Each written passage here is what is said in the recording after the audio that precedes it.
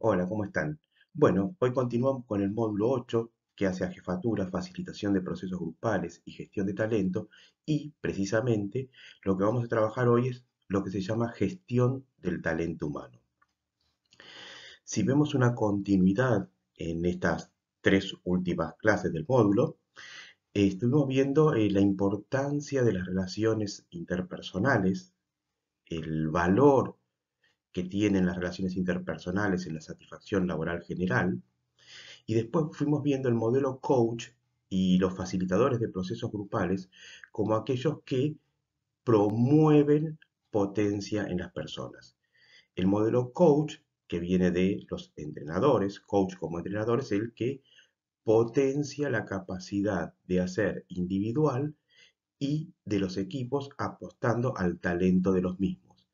La facilitación de procesos grupales, vimos, tiene que ver con una función que promueve la producción de los grupos, cuyos ejes centrales siempre van a ser el de em, gestionar y constituir un encuadre que permita el proceso, es decir, va a ser el garante de las reglas, del dispositivo, de las técnicas que se te van a utilizar, y por otro lado va a ser aquel que promueva, facilite la comunicación entre las partes, la escucha, la retroalimentación, y también va a velar por un clima grupal adecuado que haga que los conflictos, las peleas, las resistencias no ocupen el lugar central de la tarea.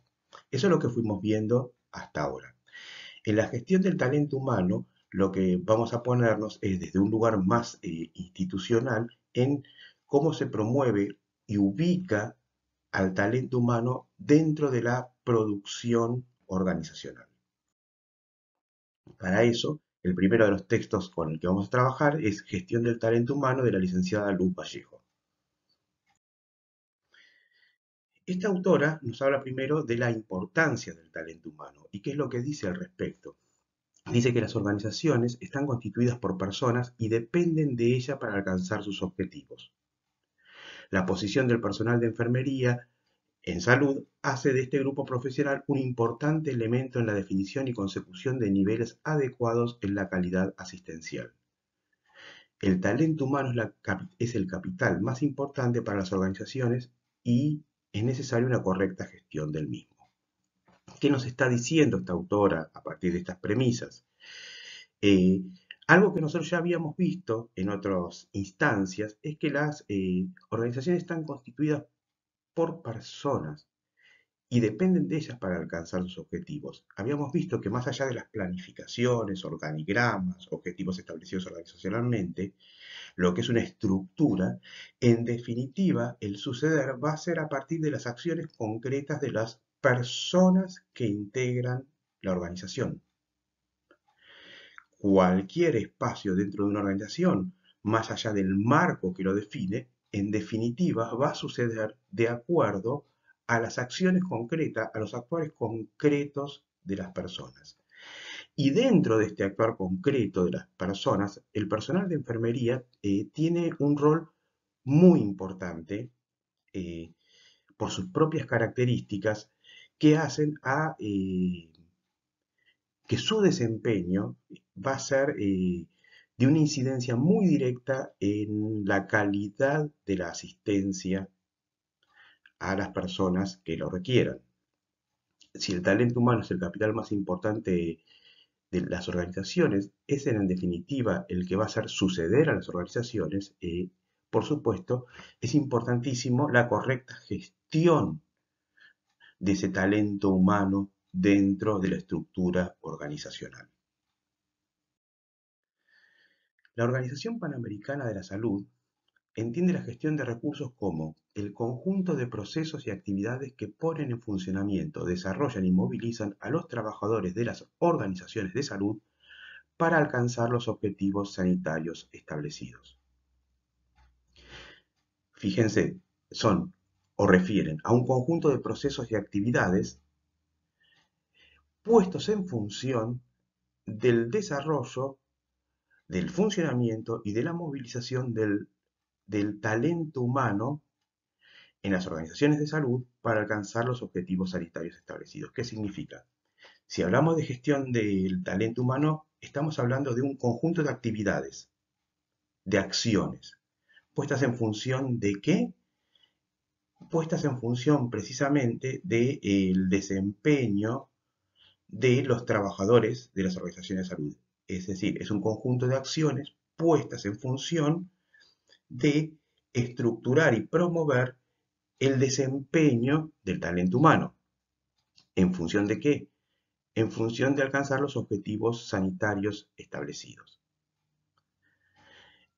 La gestión del talento humano busca el desarrollo e involucramiento del capital humano, elevando la competencia de cada persona que trabaja en la organización. Es decir, la gestión no solo pone en funcionamiento, sino busca un poner en funcionamiento que va a tener que ver con un desempeño donde cada una de las personas va a dar aquello de que es capaz de dar.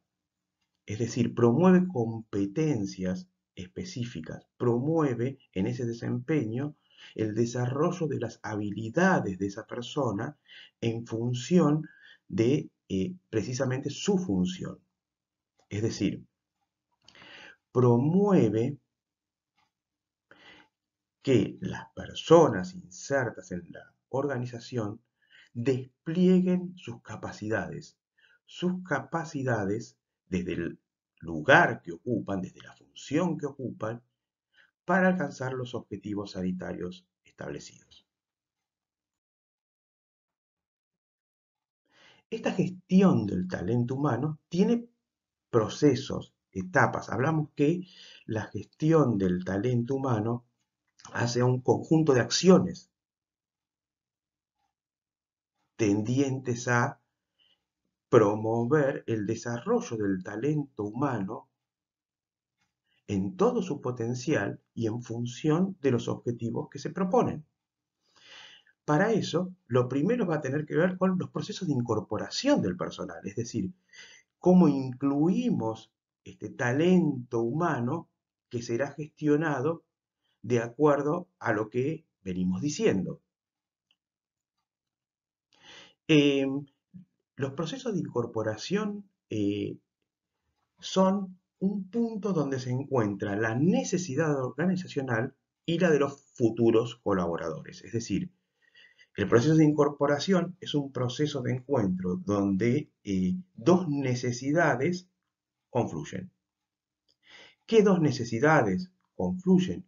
Confluye la necesidad organizacional, que es la que busca incorporar ese talento, busca incorporar a una persona con un particular expertise, con una particular capacidad, porque necesita a esa persona, no a esa persona tal vez en carne y hueso, pero necesita a alguien que desempeñe esa función y que brinde aquellos servicios, aquellas acciones que la organización necesita. Y desde ahí hay una necesidad organizacional. La organización recluta de acuerdo a sus necesidades, a las necesidades que tienen que ver con su funcionamiento. Por otro lado, los futuros colaboradores tendrán necesidades personales, necesidades de incorporarse al proceso laboral, necesidad de trabajar y cobrar un sueldo, necesidad de incorporarse a una determinada función. El lugar donde se encuentra la necesidad y por ende el deseo de la organización y la necesidad y por ende el deseo de los futuros colaboradores, ahí sucederán los procesos de incorporación. ¿Por qué digo necesidad y deseo? Porque en el mismo momento que aparece una necesidad, aparece un deseo de satisfacerla. Es decir, en este proceso de incorporación, a partir de necesidades organizacionales y de las personas, confluyen los deseos de satisfacer esa necesidad. La organización necesita satisfacer la necesidad de futuros colaboradores que cumplan las funciones que requiera y las personas que se incorporan satisfacerán su necesidad, hay un deseo de satisfacer la necesidad que tiene que ver con aquella que lo mueve a solicitar el proceso de incorporación. Hay algunos criterios a considerar dentro de lo que es el proceso de incorporación, que son, primero, tenemos que tener claro la descripción y análisis del puesto. Es decir, cuál es el contenido en sí del puesto, y el contenido tiene que ver con todo aquello que hace al desempeño del puesto y los requisitos que van a estar ligados, por supuesto, al contenido. Es decir, qué es lo que es necesario y qué requisitos se requieren para que la persona tenga las herramientas necesarias para cumplir con ese contenido que tenemos que tener claramente establecido en el puesto, del puesto. Después está la técnica de incidentes críticos, que trabaja sobre las características deseables e indeseables del puesto, que mejora o desmejora el puesto. Es decir, un establecimiento de perfil que tiene que ver con aquellas características que son requisitos, que son deseables, que son importantes en el desempeño del puesto y aquellas que aparecerían como obturadores claros del desempeño del puesto. Es decir, lo que mejora o desmejora el puesto. Cuando estamos hablando de esto, estamos hablando de que cada acción, cada función, cada profesión tiene o precisa de ciertas características, de ciertas cualidades que son absolutamente necesarias e imprescindibles en el desempeño de ese puesto. Supongamos, si tenemos a un mediador, la capacidad de escucha en un mediador es fundamental. Si un mediador no tiene capacidad de descentrarse o de escuchar, precisamente es imposible que medie entre las partes. Hay ciertas características que son esenciales en la función que se cumple. Hay un montón de cualidades en los humanos que son importantes, pero el desempeño de cada puesto nos conecta con algunas de esas cualidades que en ese puesto hacen de manera central al desempeño, que hacen que el desempeño sea posible o no, muchas veces casi directamente. Y esto también va a estar relacionado con lo que se llama la definición de perfil, que es tener claro también las aptitudes y actitudes necesarias para el desempeño en quien se incorpora. Es decir, aptitudes de acuerdo a los saberes técnicos, a los conocimientos, y actitudes que es la manera de estar y desempeñarse concreta de quien se incorpora.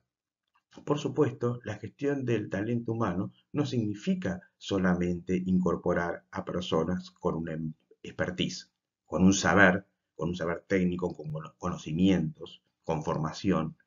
También tiene que ver incorporar personas que actúen de acuerdo a ello, porque alguien puede saber mucho, pero lo que define su hacer no es el conocimiento, sino cómo actúa concretamente en esa situación. Por supuesto, el conocimiento va a ser esencial en su manera que actúe, pero no va a ser la única variable del desempeño. Por eso las actitudes necesarias para el desempeño son tan importantes. Si se propone, por ejemplo, una incorporación en una jefatura que se trabaja en equipo, eh, y se incorpora alguien que puede saber mucho, pero que es absolutamente reacio a trabajar en equipo, el conocimiento solo no basta. Por eso la definición de perfil incluye aptitudes y actitudes. El proceso de incorporar, teniendo en cuenta esas variables, es el primero de los aspectos que va a tener que ver con la gestión del talento humano. Después va a estar el que es, o que llamaremos, el proceso de organizar.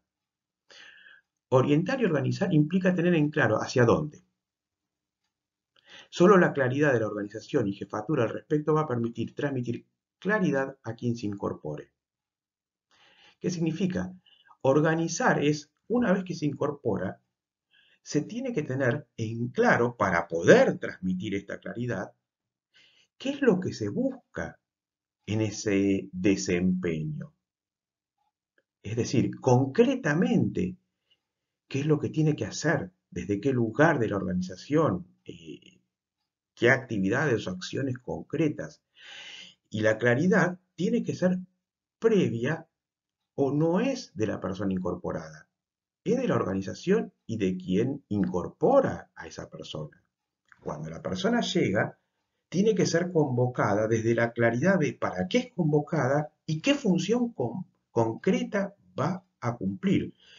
Y que esta claridad que se tenga sea transmitida correctamente.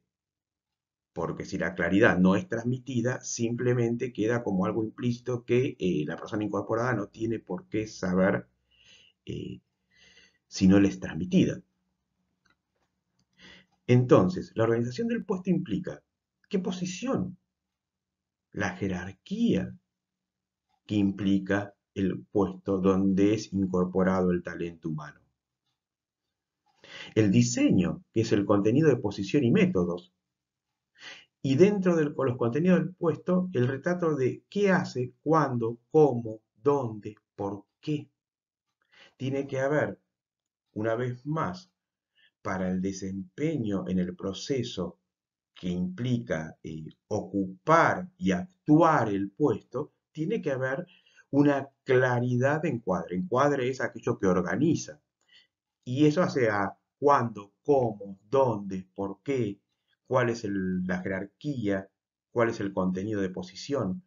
Todo esto tiene que estar clarísimo desde la organización y tiene que ser transmitido de una manera clara. Cuando sabemos todo eso, va a permitir organizar claramente el desempeño del puesto. Si no, lo que puede pasar, y a veces pasa en las organizaciones, es que es muy difícil para la persona desempeñar un puesto que no tiene claro cuál es. Hoy es uno, mañana es el otro, hoy es responsable de algo, pero resulta que también hay otra persona responsable, eh, que se superponen, nadie sabe quién en definitiva tiene que hacer qué. Cuando todos hacen todo, si no hay claridad al respecto, suele pasar que como nadie es responsable, nadie tiene en claro cuál es su lugar y su responsabilidad dentro de la producción. Cuando nadie tiene claro nada en ese sentido, en realidad todos y nadie es casi lo mismo. Venimos viendo entonces que lo que tiene que ver con la gestión del talento humano va a tener que ver primero con los procesos de incorporación, es decir, tener claras las necesidades organizacionales y este encuentro entre las necesidades organizacionales y las necesidades de quien va a ocupar el puesto, tener en claro el perfil de quien se va a incorporar al puesto, un perfil que incluye cualidades, actitudes, aptitudes. Vimos también que la incorporación del personal y su desempeño va a tener que ver también con la claridad en la organización. La organización en el sentido de establecer claramente esa función a qué alude en todas sus dimensiones, desde la jerarquía, desde el cómo, dónde, por qué. Una claridad que encuadra la tarea para que se tenga en claro qué es lo que se está esperando y qué es lo que se necesita en ese desempeño. Esa claridad viene desde lo organizacional o desde la jefatura, tiene que ser transmitida de una manera que quien se incorpore entienda lo que se necesita o se requiera de él y que, volvemos a repetir, va a encuadrar el desempeño. Otro de los aspectos un poco más avanzados, si se quiere, en lo que es la gestión del talento humano es la evaluación del desempeño.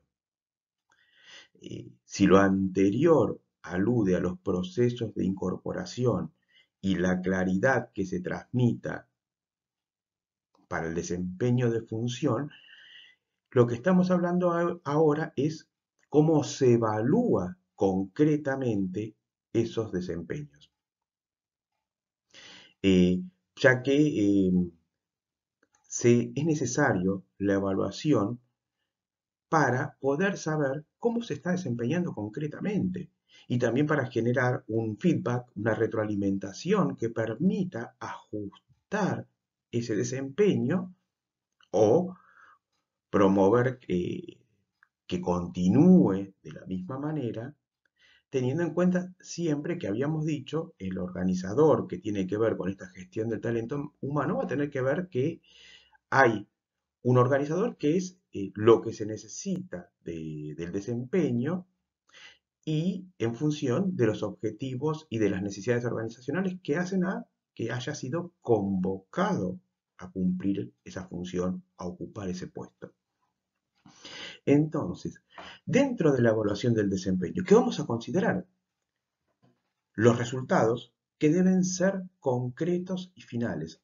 Si no son finales, no podemos dar una evaluación hasta que no se hayan cumplimentado.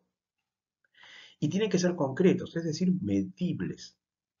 Si son abstractos va a depender muchísimo de nuestra consideración, de nuestra subjetividad. Por eso, lo concreto permite establecer una cierta, si se quiere, objetividad en la evaluación. El desempeño, casualmente, va a tener que ver con analizar el comportamiento y de los medios que se pusieron en práctica para cumplimentar los resultados que mencionábamos recién. Y las competencias, es decir, las habilidades individuales que aportan o agregan. Cuando estamos viendo el desempeño, estamos hablando de los resultados, del desempeño en sí como comportamiento y medios, y las competencias, es decir, aquello que agregan las habilidades individuales, las características y las capacidades individuales, que es lo que agregan en función de este desempeño. Otro aspecto importante que ya alude a otra dimensión, venimos viendo la de incorporación de la organización como para, una vez incorporado, que tengan claro cuáles son sus funciones, la evaluación, y ahora vamos a ver la gestión del reconocimiento y la recompensa, que apuntan a motivar. Ya estamos hablando de otro aspecto de la gestión que tiene que ver con el de la motivación, con el de promover que esa persona tenga una satisfacción laboral, una motivación que sin duda va a ser necesaria, primero, eh, para involucrarse en su desempeño, para mejorarlo desde esta motivación, y segundo, va a tener que ver con, son algunas de las acciones necesarias para el proceso de retención, proceso por supuesto importante. Una cosa es incorporar y otra cosa es que aquella persona que fue incorporada y que es valiosa continúe en la organización. Entonces, acá aludimos a reconocimiento y recompensa. Reconocimiento y recompensa son dos acciones que generan reconocimiento y satisfacción personal. ¿Cómo se diferencian o cómo diferenciaríamos reconocimiento y recompensa? Recompensa es un objeto o un obsequio tangible dado para celebrar un logro. Se logra algo, se otorga una recompensa que es material, si se quiere. Puede ser desde un objeto hasta más dinero, por supuesto. La recompensa es un obsequio tangible y que celebra un logro. El reconocimiento es un elogio personal o gratitud por desempeño u otros aspectos. El reconocimiento es más abstracto y tiene que ver con elogios o con demostraciones de gratitud. El reconocer precisamente es un recurso y herramienta que sí tiene la jefatura en cualquier área. No todo lo que venimos nombrando está o va a estar dentro del campo de sus posibilidades en la gestión del talento humano. Hay que ver, de acuerdo a las circunstancias, cuánta incidencia se tiene en el proceso de incorporación. Va a depender muchísimo de las organizaciones. En algunas, las jefaturas van a tener un rol muy activo en lo que es la incorporación, en otros, no. Eh, se va a incorporar una persona en procesos que van a pasar por otras áreas y que lo dejan un poco de lado. Esto va a depender absolutamente de la organización. Ya no tiene que ver muchas veces con el desempeño de la jefatura, sino con el lugar de poder que se le asigna o de involucramiento con los procesos. Por supuesto, consideramos que cuando una jefatura en un área particular necesita personas, sería importantísimo que esté involucrado también en ese proceso, porque en definitiva esa persona va a transcurrir su desempeño en ese área particular. Sería importante que la jefatura tenga un rol activo ahí, pero a veces lo tiene, a veces no. Eh, de todas maneras, sí, y de acuerdo a las posibilidades, la evaluación de desempeño o la claridad de transmisión de la función van a involucrar a la jefatura. Muchas veces a lo mejor la jefatura no define la función, pero sí va a ser la encargada de transmitirla.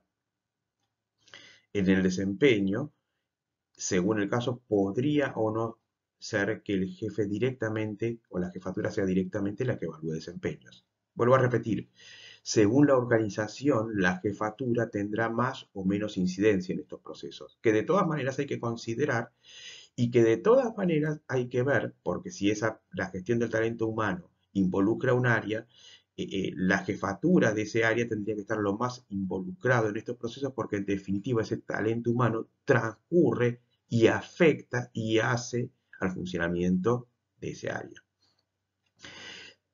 Acá decíamos concretamente que tal vez la recompensa en tanto objeto tangible, material, de dinero u objetos, escapa muchas veces a las posibilidades de la jefatura. Vienen organizacionalmente. La organización es la que tiene la potencia económica para poder dar recompensa. Sin embargo, la- el reconocimiento sí es un recurso y herramienta que se tiene en cualquier área de la jefatura. Y como este sí ya no está tan circunscrito a depende de la organización, en algunos casos sí, en otros no, que venimos comentando, sí es una herramienta a considerar muchísimo. El reconocimiento como este tipo de elogio personal o gratitud sí es una eh, herramienta fundamental en promover satisfacción personal, es una de las fuentes de satisfacción personal en quien es reconocido, en este caso el profesional de enfermería, por ejemplo, y por lo tanto debe ser gestionada y utilizada a conciencia.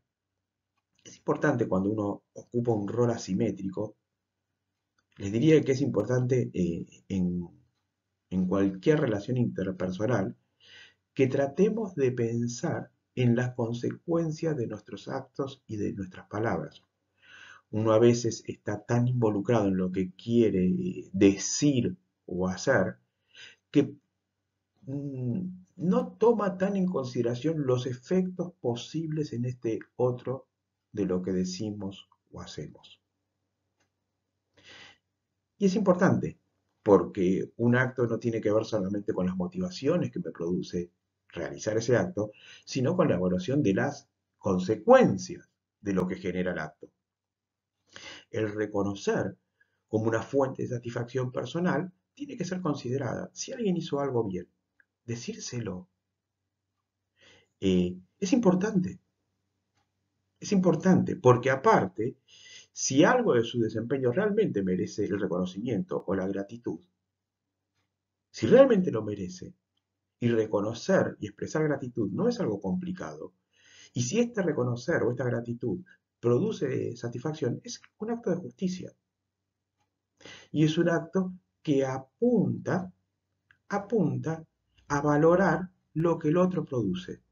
Uno produce, pero si no es reconocido, Esto va a ir operando sobre la motivación o el involucramiento en hacer algo. Si uno, por decirlo con palabras llanas, se mató haciendo algo lo mejor posible y nadie lo va a lograr, la siguiente vez actuará exactamente igual. Les dejo la pregunta, pero me parece que la respuesta es obvia. Otro aspecto fundamental, porque estamos hablando de talento humano, es el desarrollo. El desarrollar personas no es únicamente proporcionar información para que aprendan nuevos conocimientos, que sin embargo sí es un aspecto importante. El desarrollar personas no es meramente un acto de transmitir información. Es también brindar información básica para que aprendan nuevas actitudes. Una vez más, el desempeño real de alguien en la función implica dos dimensiones: el saber técnico y el actuar concreto.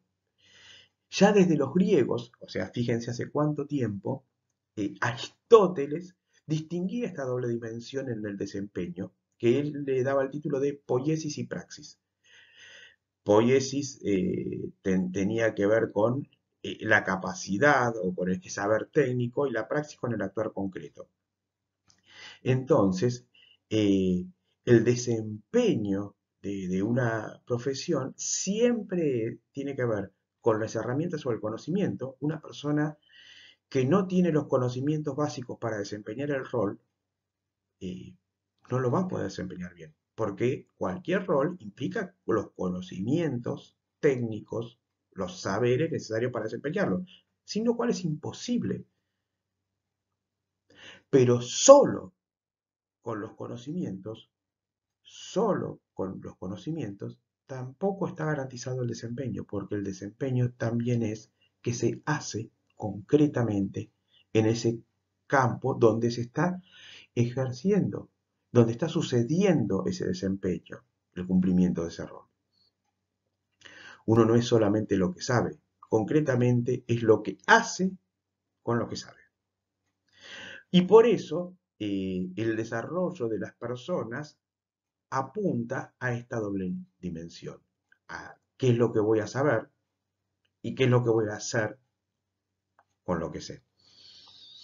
Por eso va a implicar ciertas cuestiones como el diagnóstico o inventario de necesidades de capacitación que se deben satisfacer, el diseño de un programa de capacitación, la aplicación del programa de capacitación y la evaluación de los resultados de la capacitación.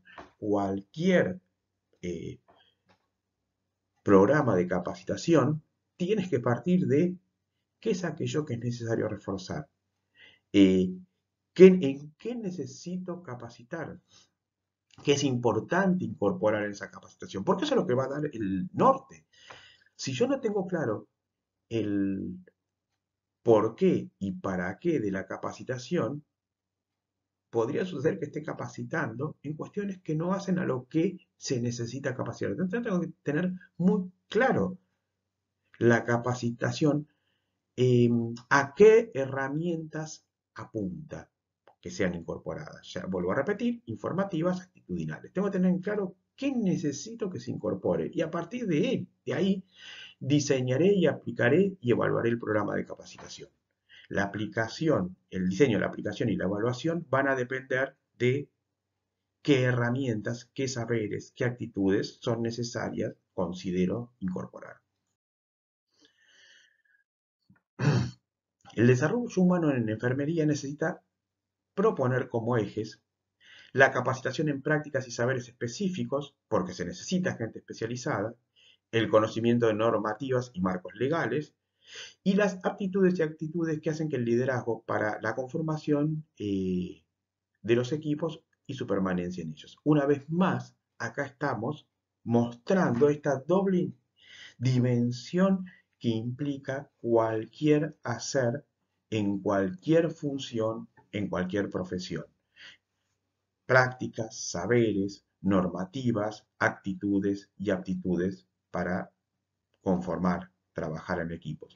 Tienen que ver con aspectos absolutamente distintos, pero todos ellos, porque el desempeño del rol, el cómo se va siendo en la función, va a depender de todos ellos. No hay uno que no impacte directamente en los otros. Ninguna de estos aspectos es suficiente, pero todos ellos son necesarios.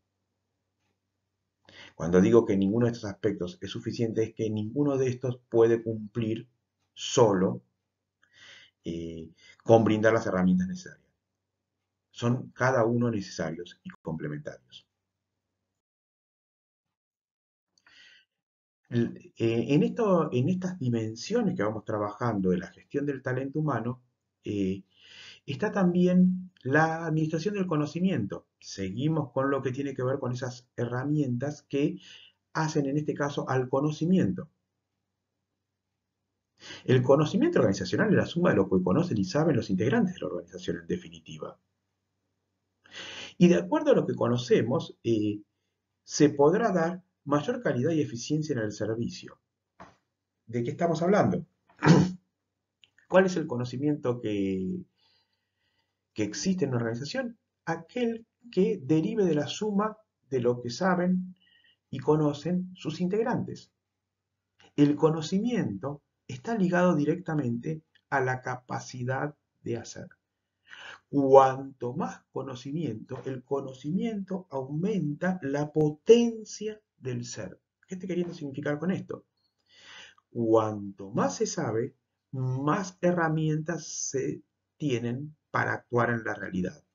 A mayor conocimiento, mayor instrumentación para actuar de distintas maneras en la realidad, en este caso en el desempeño de una función. Por eso la administración del conocimiento es central.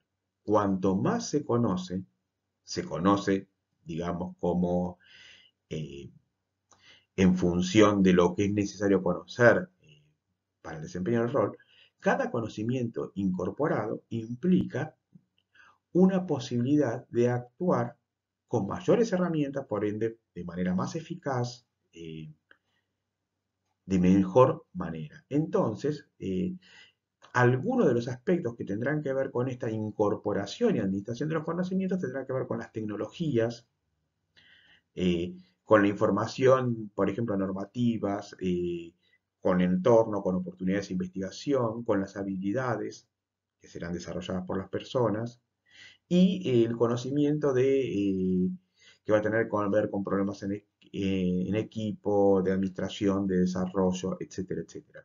El conocimiento tendrá que ir ligado a todas o la potenciación de todos estos aspectos, porque el conocimiento brindado en cada uno de estos ejes hará un desempeño más adecuado. Cuanto más sabemos sobre eso específico, más herramientas tenemos, vuelvo a repetir, para actuar de mejor manera. Cada conocimiento nos abre una puerta en el hacer.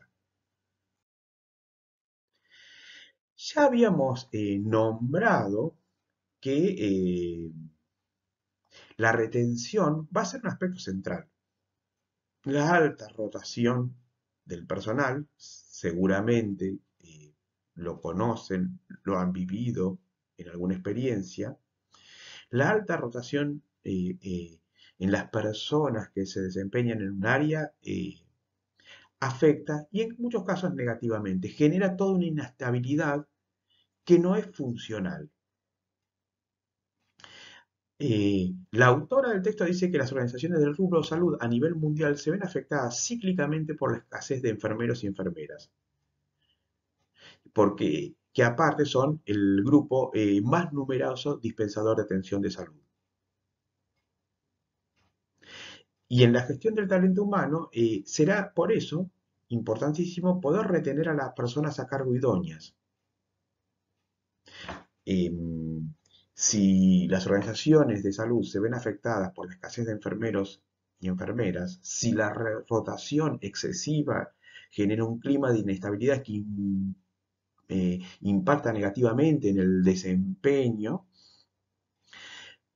retener a las personas a cargo idóneas va a ser una función central de la gestión del talento humano. Y para la jefatura va a implicar muchísimas de las cosas sobre las que se van trabajando porque son aquellas que son centrales en el liderazgo, en esta jefatura, liderazgo en el desempeño de la enfermería. Promover el desarrollo humano, generar climas laborales sanos, cuidar las cargas laborales, no excederse en ellas, orientar, generar compromiso con la tarea, motivar y cuidar serían las palabras claves.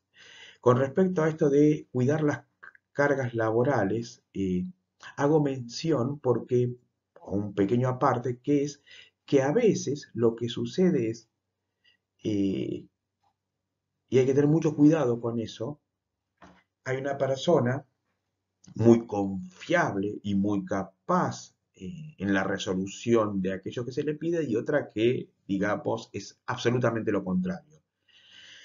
La acción que a veces sucede es como confío en uno, sé que lo va a cumplir, sé lo que lo va a entregar en tiempo y forma, y del otro desconfío, cada vez más voy cargando laboralmente a aquel que tiene un mejor desempeño. Eh, Uno a veces lo hace desde esa necesidad de asegurarme que va a estar, o que va a estar en tiempo y forma, ¿no? Pero en realidad es importante reflexionar con lo que va sucediendo, es que alguien, de alguna manera, si se ponen a pensar, es castigado por sus cualidades. ¿Por qué? Porque resulta que tiene que cargar en sus hombros con lo propio y con lo de otros. Y eso no es precisamente una recompensa, sino va acompañada de algo. Entonces, a veces, precisamente, sucede que quien cumple de una manera inconsciente es castigado por su capacidad. ¿Castigado de qué manera? Y sin darse uno cuenta que lo está castigando, aumentando su carga laboral más allá de lo que tendría que ser. Entonces, esto también tiene que ver con cuidar las cargas laborales. Y esto también tiene que ver con cuidar. Y esto también tiene que ver con motivar. Es decir, la retención va a tener que ver muchísimo con la capacidad de motivar y cuidar, volvemos a repetir, propias de la jefatura. Y eso es lo que más o menos trabajamos en estas dimensiones de la gestión del talento humano en el marco de una organización, en la jefatura, en este caso concreto, de la enfermería. Vamos a cerrar este encuentro, digamos esta clase, desde otro texto que nos propone adentrarnos en lo que es la gestión por competencias en instituciones sanitarias, eh, a partir de los aportes de Salvador Viva López y Rafael Fernández Guerrero. Vamos entonces a adentrarnos en qué es la gestión por competencias en instituciones. Bueno, de acuerdo a esto, primero vamos a tratar de definir, o estos autores en este texto intentan definir, ¿a qué nos referimos con precisamente competencias? Ellos citan a Cravino, según o para quién, las competencias son el conjunto de conocimientos, habilidades, actitudes y valores que deben tener una persona para desempeñarse exitosamente en un puesto determinado, en una organización determinada, en un contexto determinado, y que se encuentran definidos y descritos mediante patrones de comportamiento observable.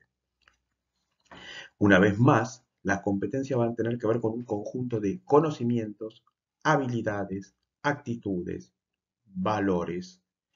Todos ellos, vuelvo a repetir, ninguno de estos aspectos es suficiente, todos son necesarios, pero suficiente es la unión de todos ellos para desempeñarse exitosamente en un puesto determinado, en una organización determinada, en un contexto determinado. ¿Qué significa esto? Que las competencias siempre tienen que ser evaluadas de acuerdo a esa organización, a ese contexto, a ese puesto. Los saberes y habilidades requeridos en cada organización, en cada puesto, en cada función, van a tener variaciones. Lo que yo tengo que observar o considerar son este conjunto de habilidades, actitudes, valores, saberes, en función de la organización donde se va a desempeñar la persona, en función de la tarea que tiene que realizar, en función de ese contexto en que se encuentra inserto. Siempre hay un punto de referencia desde el cual ver las competencias. Ese punto de referencia va a tener que ver, bueno, estas habilidades, actitudes, conocimientos, valores, los mido desde el puesto, organización, contexto concreto que va a tener que ver con desde dónde se va a actuar. Esto que acá dice en cuanto a la competencia, que se encuentra definido y descrito mediante patrones de comportamiento observable, es decir, la conducta concreta, vista y desarrollada, actuada. La gestión de competencia es una herramienta de gestión que permite identificar las habilidades claves necesarias para que un empleado encuentre que una persona ocupe el lugar específico, aquel en el que se va a sentir más cómodo y en el que es más útil. Si me permiten, como una imagen o metáfora de ello, propongo la de los equipos de fútbol. Porque un equipo de fútbol y el director técnico de un equipo de fútbol nos permite visualizar esto de cómo hay, se trata de organizar de acuerdo a las cualidades y las capacidades, cuáles son las cualidades y capacidades en cada puesto que son distintas, no es las mismas las cualidades o capacidades necesarias en quien defiende que quien ataca, por decir de una manera, o nombrar de alguna manera. Entonces, encontrar aquel cuyas conocimientos, habilidades, actitudes y valores sean los que encastren con la función específica, va a tener que ver con este saber hacer, con esta habilidad organizacional de la jefatura. No se trata que son cuestiones abstractas, meramente abstractas. Se trata de que cada uno, de acuerdo a estas habilidades, actitudes y conocimientos, ocupe el lugar en el que puede desempeñarse de mejor manera. Es encontrarle, volviendo a la metáfora deportiva, el mejor lugar para su desempeño a cada uno de los que integran el equipo. Eso redunda en mayor calidad de servicio, eso también redunda en mayor satisfacción de los que están involucrados en el servicio. Es decir, cuando uno hace lo que mejor sabe y más le gusta, como decía una canción de Joan Manuel Serrat. Estábamos hablando de la competencia, ¿no? Como marco general. La competencia profesional, según Le Bottard, la define como una construcción a partir de una combinación de recursos, conocimientos, saber, hacer, cualidades o aptitudes y recursos del ambiente, relaciones, documentos, informaciones y otros que son movilizados para lograr un desempeño. La competencia profesional devendrá del encuentro entre los recursos propios y recursos del ambiente. ¿Y a qué se llama competencia profesional? La competencia profesional está ligada a aquel que puede resolver problemas profesionales de manera autónoma y flexible y que está capacitado para colaborar en su contexto laboral y en el desempeño del trabajo. Es decir, ¿cómo medimos la competencia profesional en definitiva? Y en esto también podríamos, ¿cómo medimos la competencia? Es la capacidad de resolver problemas de manera autónoma y flexible. Un autor de las teorías del aprendizaje, que es bastante conocido, Jean Piaget, definía la inteligencia como la capacidad de resolver problemas. ¿A qué llamamos inteligencia? A esa capacidad que tenemos de resolver problemas que nos presenta el ambiente. Fíjense qué parecido es a esto de la competencia profesional. ¿Quién es profesionalmente competente? Aquel que puede resolver los problemas ligados a su profesión y a su desempeño de manera autónoma y flexible, y que está capacitado para colaborar en el contexto laboral, en la estructura del trabajo. La competencia profesional va a estar dada por esa capacidad de resolver problemas. La gestión por competencia profesional es una herramienta óptima para la adecuación del talento humano del sistema sanitario a los objetivos estratégicos del área de salud. La gestión por competencia profesional es muy interesante, digamos, acá la presentamos, pero como tipo de gestión del talento humano es muy adecuada para un sistema sanitario que precisamente en muchos casos va a tener que ver con la necesidad de esta competencia de profesionales. Y por eso, bajo su paradigma, las organizaciones deben propender a institucionalizar actividades de análisis y prospectiva social que permiten el diseño de servicios adaptados a necesidades sociales consolidadas y emergentes. De nada sirve proponer una competencia profesional que no sea en contexto. Recién dijimos, competencia profesional es la capacidad de resolver problemas, problemas profesionales. Los problemas profesionales en el área de salud tendrán que ver con dar respuesta a necesidades sociales. Los servicios tienen que estar adaptados a las necesidades sociales. La respuesta como competencia va a tener que ver con la posibilidad de dar respuesta a estas necesidades sociales consolidadas y emergentes. ¿Por qué? Porque ustedes saben que una estructura social no está inmóvil. Uno no se puede, de alguna manera, quedar detenido en la foto porque el proceso social es una película. Y siempre hay que estar atentos, no solo a las necesidades consolidadas, a las que están como más estructurales o que persisten más, sino a aquellas que van apareciendo como nuevas necesidades y que por ende hay que estar muy atentos para descubrirlas, para reconocerlas y también para dar respuesta. Entonces, la competencia profesional va a implicar un análisis y perspectiva social institucionalizada en el sentido de organizada, que permita precisamente un diseño de servicios adaptados a estas necesidades. Se necesita un espacio permanente que tenga que ver con la mirada y el análisis sobre este contexto y las necesidades de este contexto para ir diseñando servicios adaptados a los mismos. La capacidad de dar respuesta es la capacidad de dar respuesta en un contexto dado. Este contexto tiene que estar permanentemente puesto, digamos, acá bajo las necesidades, tiene que estar siendo analizado constantemente, porque las respuestas son respuestas en este diálogo organizacional, sociedad, necesidades sociales.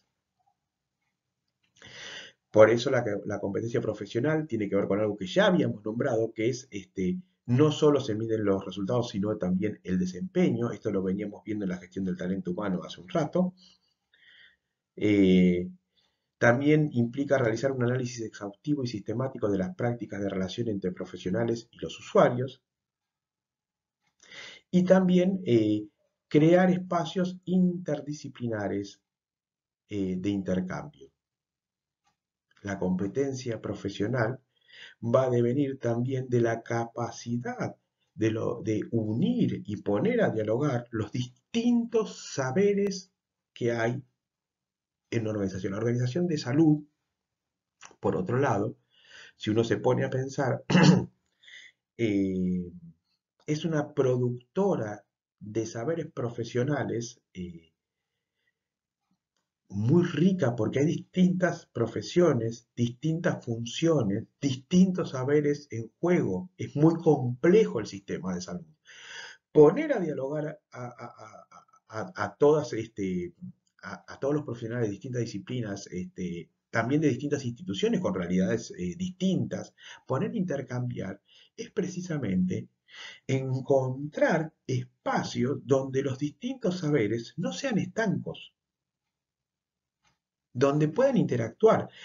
Y hay que tener en cuenta, interactuar es el momento en que aquello que sabe el otro pasa a tener o ser escuchado, incorporado en mí, produce un efecto en mí. Si no, ese saber puede estar, pero mientras yo no lo recepcione, no existe. Los conocimientos y saberes estancos y separados son monólogos. Monólogos donde se están produciendo un montón de saberes que se desperdician. Quisiera usar esta palabra, desperdician. ¿Por qué? Porque alguien sabe, pero al no poder transmitirlo, ese saber se está desperdiciando. Por otro lado, el encuentro promueve generar nuevos saberes, nuevas ideas, nuevos conocimientos que devendrán de la combinación de lo que cada una de las disciplinas, de los saberes propios de los que están inscritos en distintas disciplinas o en las mismas disciplinas pero en distintas instituciones, el intercambio va a promover algo más que va a tener que ver con síntesis, gestión de nuevas ideas, encuentro de lugares o puntos en comunes, estrategias diferenciadas.